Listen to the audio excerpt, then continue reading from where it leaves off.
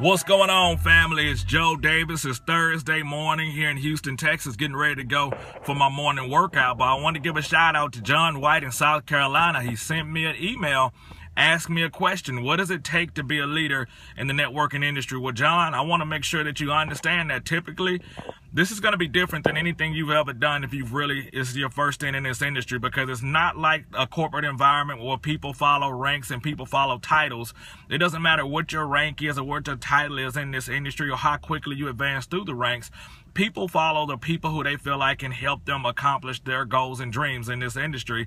One of my favorite mentors has coined the phrase of saying, you'll get everything you want out of life when you help enough people get what they want out of life.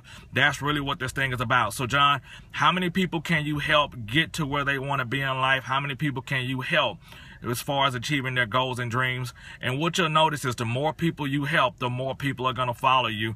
And you'll look back and those same people who you help will be pushing you towards the top. So with that being said, get out there and let's start helping people and let's be servants. That's what a leader is in this industry. Leaders are servants. How many people can you serve? With that being said, that concludes the message for today. Shout out to you, John White. God bless. And wishing you to see you not just at the top, but over the top. And remember, it takes people with vision to lead people with dreams. Have a great week. God bless.